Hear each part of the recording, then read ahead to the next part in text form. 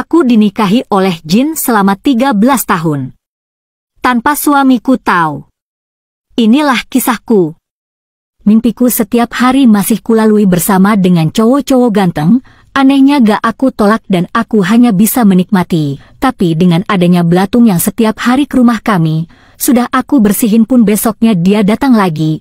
Dengan berat hati aku cerita sama bapakku kalau rumahku kayaknya belum bersih.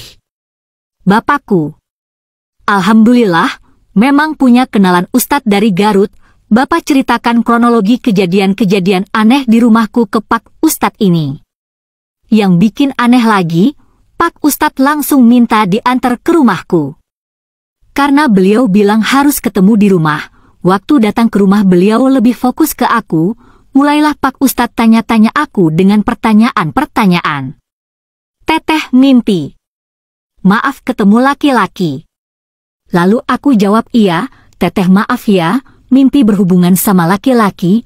Aku bilang, hampir setiap hari aku mimpi berbuat sama laki-laki, tapi beda-beda mukanya dan semuanya ganteng. Lalu Pak Ustadz nanya lagi, teteh pernah mimpi dateng ke acara nikahan?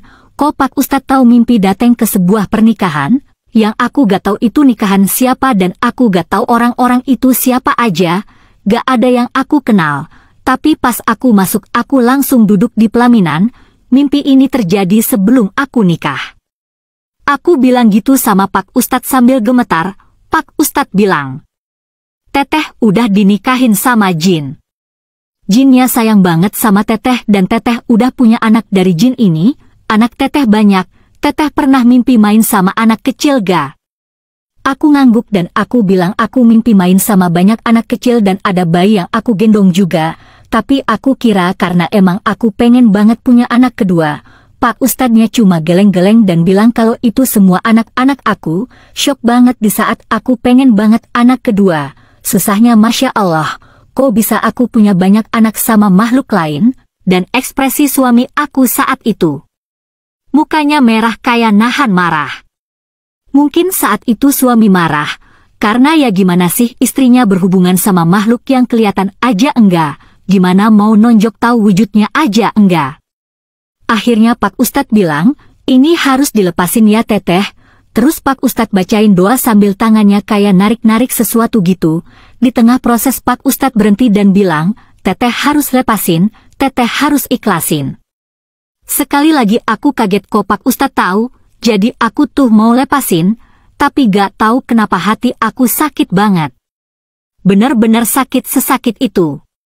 Sampai aku nahan nangis, tapi akhirnya aku merembes juga dan nangis. Kata Pak Ustadz aku jadi ngerasa punya ikatan, makanya hati aku yang sakit dan jinnya jadi gak mau dilepasin.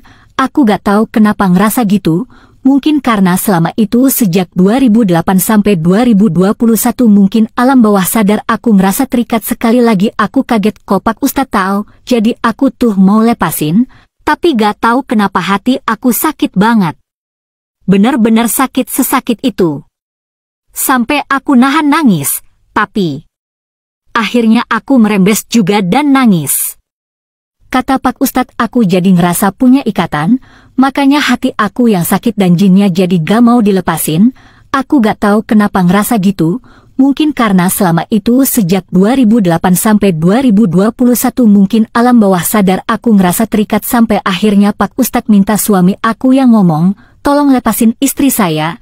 Eca udah jadi istri saya dan udah bahagia sama saya, jadi tolong jangan ganggu kami. Aku nangis lalu Pak Ustadz berdoa lagi bacain doa terus sampai tiba-tiba hati aku plong seplong-plong. Ya, alhamdulillah sejak Pak Ustadz datang ke rumah sampai detik ini aku gak pernah lagi mimpi ketemu apalagi berhubungan sama cowok-cowok. Dan semua belatung-belatung itu gak pernah lagi muncul ke rumah.